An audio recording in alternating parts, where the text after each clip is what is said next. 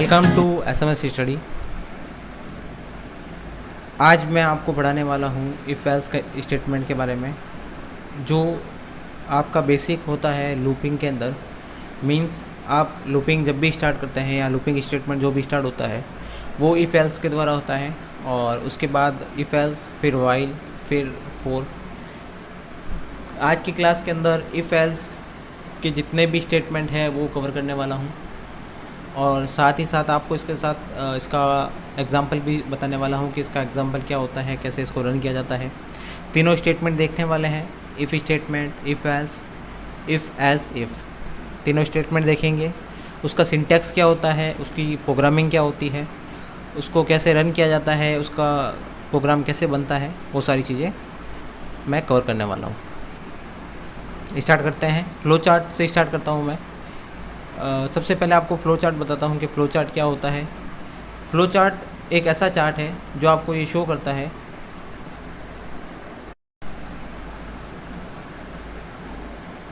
Flow chart के अंदर ये देखने वाले हैं हम कि फ़्लो चार्ट क्या होता है। सबसे पहले मैं आपको बताता हूँ कि ये जो स्क्वायर बॉक्स बना हुआ है वो किसके लिए है, जो रेक्टेंगल बॉक्स है वो किसके लिए है। जो आपका स्क्वायर बॉक्स होता है वो होता है कंडीशन के लिए, वहाँ पे कंडीशन रखी जाती है कि किस कंडीशन को ट्रू और फॉल्स करना है। और जो भी रेक्टेंगल बॉक्स है उसके अंदर उसका स्टेटमेंट आता है कि जब वो कंडीशन ट्रू या फॉल्स हो जाती है तो उस कौन सी स्टेटमेंट को रन करना है। इफ़ का देखते हैं सबसे पहले।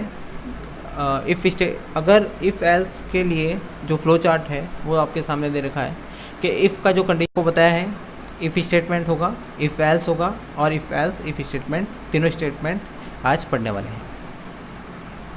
पर सबसे पहला है if statement. The if statement is the fundamental control statement that allows JavaScript to make decision and execute statements conditionally. Means आपका जो इफ़ स्टेटमेंट है वो आपका फंडामेंटल कंट्रोल स्टेटमेंट है, जो आपको क्या करेगा, एग्जीक्यूट करेगा स्टेटमेंट जो कंडीशनली आप डालते हैं कि भाई कौन सी कंडीशन ट्रू होनी चाहिए और फॉल्स होनी चाहिए, उसके हिसाब से वो उस एक्सप्रेशन को रन करता है। सबसे पहले देखते हैं इसका सिंटैक्स। सिंटैक्स क्या रहेगा, इफ़, उसके बाद एक्सप्रेशन और उसके बाद रहेगा स्टेटमेंट जो एग्जीक्यूट होनी चाहिए उसके एक्सप्रेशन के ट्रू होने के बाद। तो जो भी ट्रू होगा वो यहाँ पे आपको एग्जीक्यूट करनी होगी। एग्जाम्पल देखते हैं, सिंपल एग्जाम्पल है, आपको अच्छे से समझ में आ जाएगा।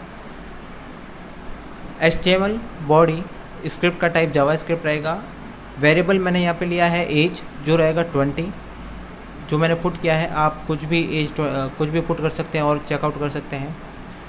यहाँ कंडीशन ली है if age is greater than 18, means अगर एज 18 से ग्रेटर दैन है तो document dot write qualifies for driving, ये स्टेटमेंट रन होना चाहिए। ओके, तो स्टेटमेंट के अंदर एज क्या है, एज है 20, तो 20 18 से ग्रेटर है, मींस ये कंडीशन क्या हो गई, ये कंडीशन ट्रू हो गई है। जैसे ही कंडीशन ट्रू होती है तो ये स्टेटमेंट रन करेगा कि क्वालिफाइज फॉर ड्राइविंग। उसके बाद वापस से script and set the variable to different values and then try, means इसकी जगह पे आप कोई भी वैल्यूज़ रख सकते हैं और उसको ट्राई कर सकते हैं।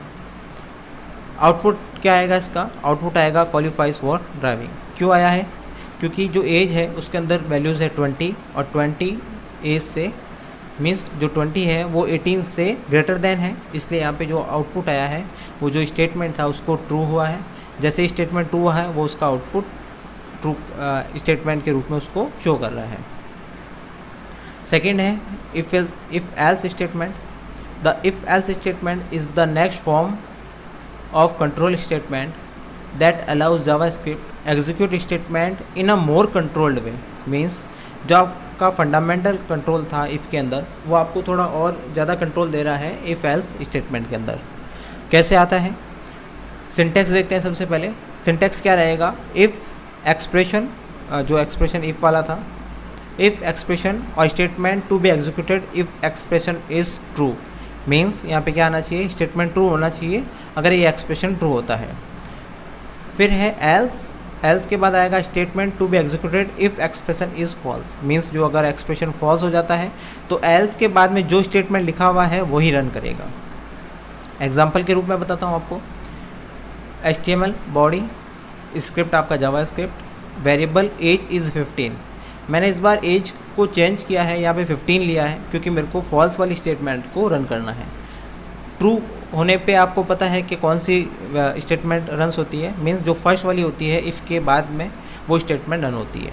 तो यहाँ देखिए age is greater than 18 means expression कह रहा है कि क्या एज की वैल्यू 18 से ग्रेटर दैन है, नो। तो यहाँ जाएगा एल्स के ऊपर। तो एल्स क्या है, एल्स आएगा document dot right does not qualify for driving, means जो स्टेटमेंट है वो क्या कहता है कि does not qualify for driving. तो इसका आउटपुट क्या आना चाहिए, आउटपुट आएगा आपका ये does not qualify for the driving, means जो सेकंड स्टेटमेंट है वो रन करता है। थर्ड देखते हैं, थर्ड रहेगा if else statement, if else if. Okay, if else if क्या करता है,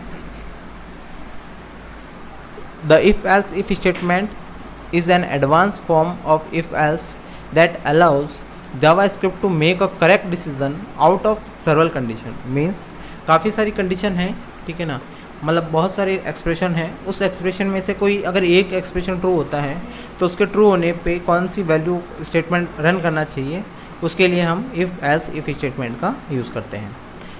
सिंटैक्स देखिए, syntax if expression 1 then statement 1 to be executed if expression 1 is true, else if expression 2, यहाँ देखिए else if लगा है मीन्स ये ट्रू नहीं होने पे सेकंड पे वो कंडीशन चेक करेगा। Expression 2 which is statement to be executed if expression 2 is true, then else if expression 3 which is a statement to be executed if expression 3 is true and goes on। आप जितनी भी condition लगाना चाहते हैं वो condition लगा सकते हैं और एंड में आपको लिखना होगा एल्स, मीन्स अगर ये सारी कंडीशन ट्रू नहीं होती है तो डिफ़ॉल्ट क्या रहेगा, statement to be executed if no expression is true, means इन सब के ट्रू नहीं होने पर या फॉल्स होने पर आपका जो सबसे एंड का स्टेटमेंट है वो रन करेगा। एग्जाम्पल देखते हैं, वेरिएबल के अंदर मैंने बुक डाला है, बुक की जो वैल्यू है मैंने डाली है मैथ। यहाँ पे चेक कर रहा है